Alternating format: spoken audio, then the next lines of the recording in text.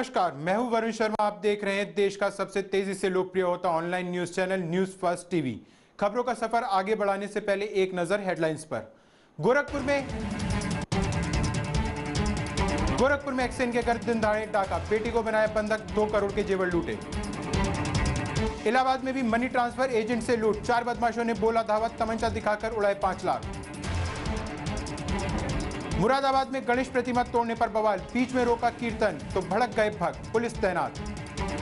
Magistrate पर लगा छेड़छाड़ का आरोप, बयान देने आई युवती से की बदसलूकी, जेल भेजने को धमकाया।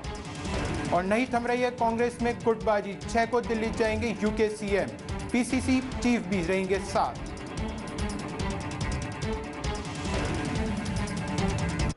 गोरखपुर में दिन दहाड़े एक्सेन राधेश्याम शाही के घर धावा बोलकर बदमाशों ने 1 करोड़ 80 लाख के जेवर लूट लिए।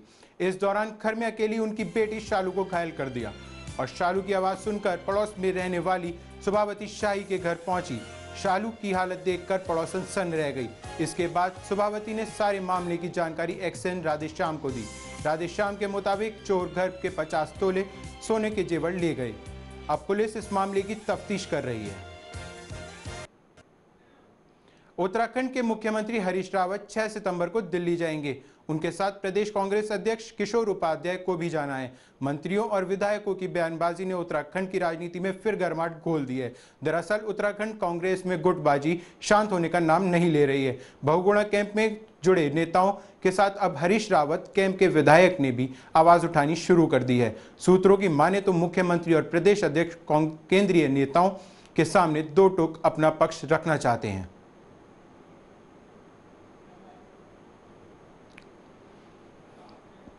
इलाहाबाद में 4 बदमाशों ने हाजी महफूज मार्केट स्थित मोहम्मद शरीफ अंसारी मनी ट्रांसफर एजेंट में घुसकर 5.25 लाख रुपए लूट लिए।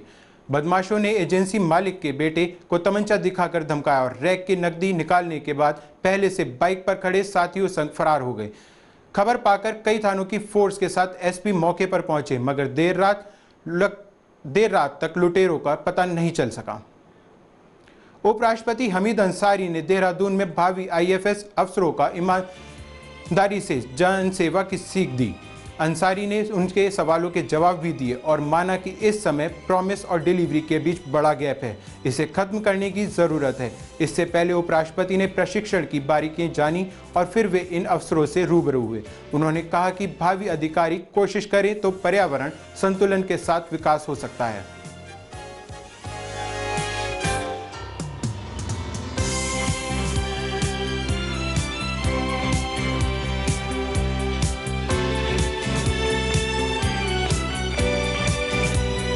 इलाहाबाद हाईकोर्ट ने लव जिहाद शब्द के इस्तेमाल पर रोक लगाने और भाजपा सांसद योगी आदित्यनाथ के खिलाफ कार्रवाई करने के लिए दायर याचिका पर सुनवाई करते हुए यूपी सरकार और चुनाव आयोग को 10 दिन में जवाब देने के लिए कहा है। पंकज तिवारी ने अपनी याचिका में चुनाव आयोग, यूपी सरकार, योगी आदित्यनाथ और केंद्रीय मंत्री कालराज मिश्र को जवाबदेह बनाया है। उन्होंने अपने वकील के जरिए आरोप लगाया है कि लव जिहाद के नाम पर एक नई किस्म की सांप्रदायिकता को फैलाया जा रहा है। खड़गपुर जगतपुर गांव में बुधवार रात 2 समुदाय आमने सामने आ गए। एक पक्ष के युवकों ने लाउड स्पीकर बंद कराकर मंदिर पर लगी गणेश प्रतिमा तोड़ दी। इसके बाद जमकर बवाल हुआ। सूचना पर पहुंची पुलिस ने प्रतिमा तोड़ने वालों की तलाश में दबिश दी। मंदिर के पास 2 दिन से कीर्तन चल रहा था। इस बीच दूसरे पक्ष के लोग पहुंचे और अजान का वक्त बताते हुए लाउड स्पीकर बंद करा दिए। आरोप है कि कुछ लोगों ने मंदिर पर चढ़कर प्रतिमा तोड़ दी और विरोध करने पर लाठी डंडे से हमला बोला। विधानसभा की 11 सीटों पर उपचुनाव के नतीजे प्रदेश की राजनीति के लिए नजीर बन सकते हैं। सपा जहां फायर ब्रांड नेता आजम खां से दूरी बनाकर चुनाव लड़ रही है, वहीं भाजपा का सारा दारोमदार वोटों के ध्रुवीकरण पर है। इसके लिए लव जिहाद मुद्दे को भी जोर शोर से उछाला जा रहा है। नेताओं के साबित होगा कि कौन सी धारा 21 पड़ती है। इन उपचुनावों में जिस दल का प्रयोग सफल रहेगा उस आने वाली विधानसभा चुनाव में दोहराया जा सकता है।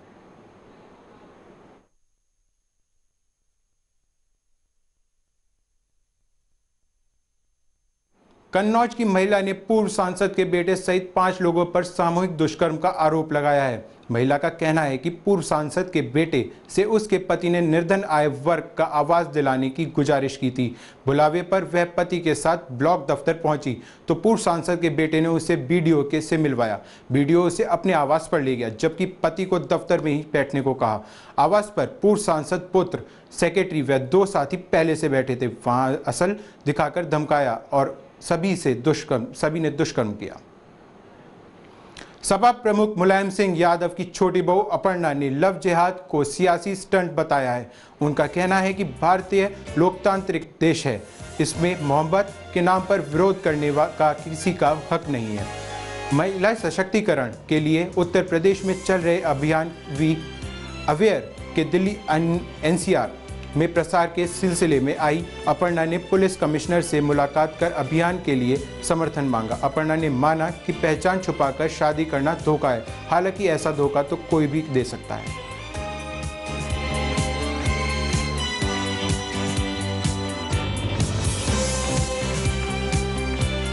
आजमगढ़ कोर्ट में बयान दर्ज कराने आई युवती ने मजिस्ट्रेट पर छेड़छाड़ का आरोप लगाकर सनसनी फैला दी। कोर्ट के परिसर में जब वह आरोप लगा रही थी तभी कई वकील भी मजिस्ट्रेट के विरोध में नारेबाजी करने लगे। बहला फुसलाकर भगाई गई युवती को बरामद करने के बाद पुलिस ने कोर्ट में पेश किया तो उसने मजिस्ट्रेट पर चैम्बर का दरवाजा बंद कर छेड़छाड़ करने का आरोप लगाया और जेल भेजने की धमकी देने का आरोप लगाया। युवती ने जिला जज को भी इस घटना की जानकारी दे दी, लेकिन कोई कुछ बोलने को तैयार नहीं है। प्रदेश के लोगों को शेड्यूल के मुताबिक बिजली के लिए अभी और इंतजार करना होगा। मौसम बदलने की वजह से प्रदेश में बिजली की मांग कम तो हुई है, लेकिन ज़रूरत पर उपलब्ध अब नहीं है। खास तौर पर शाम के वक्त अभी 1000 मेगावाट से ज़्यादा की कमी बनी हुई है। एनर्जी एक्सचेंज से अतिरिक्त बिजली खरीदने के बावजूद सभी जगह शेड्यूल के अनुसार आपूर्ति संभव नहीं है। इस बीच दिल्ली में बुलाए गए ऊर्जा मंत्रियों के सम्मेलन में राज्य सरकार की ओर से पर्याप्त कोयला और पूरा बिजली का कोटा न मिलने का मुद्दा पूरी जोरदार से उठने की तैयारी की जा रही है।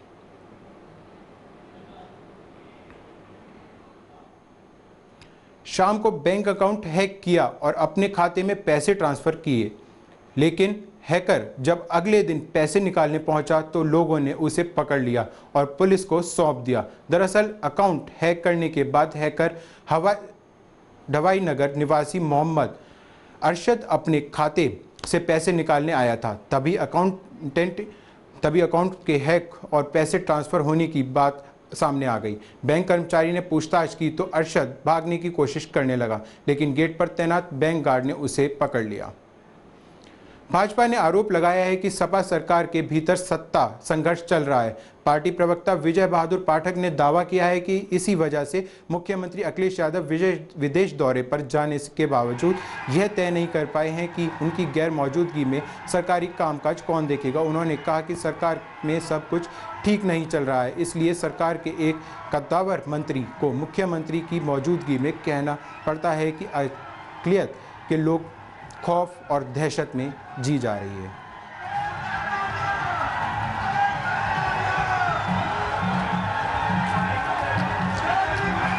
आगरा के बेलेश्वर घाट पर यमुना मैया को चुनरी उड़ाई गई तो पूरा माहौल वेद मंत्रों से गूंज उठा।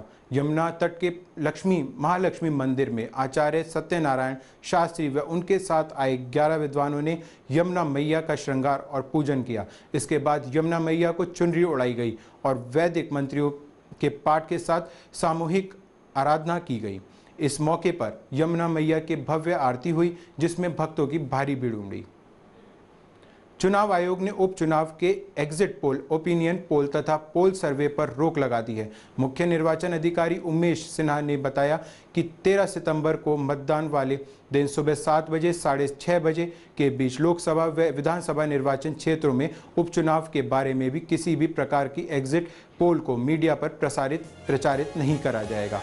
राज्य में मैनपुरी संसदीय क्षेत्र तथा सहारनपुर नगर, बिजनौर, ठाकुरद्वार, नोएडा, निघासन, लखनऊ, पूर्व हमीरपुर, चरखारी, सिराथू, बल्हा व रोहनिया विधानसभा क्षेत्रों में 13 सितंबर को मतदान होगा।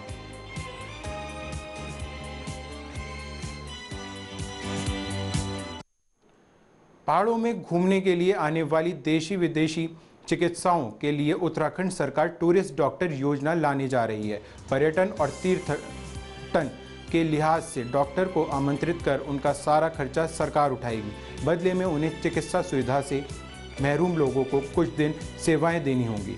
सामाजिक सरोकार को पर्यटन से जोड़कर सुपर स्पेशलिस्ट और स्पेशलिस्ट डॉक्टरों को इस योजना से आकर्षित करने की तैयारी है।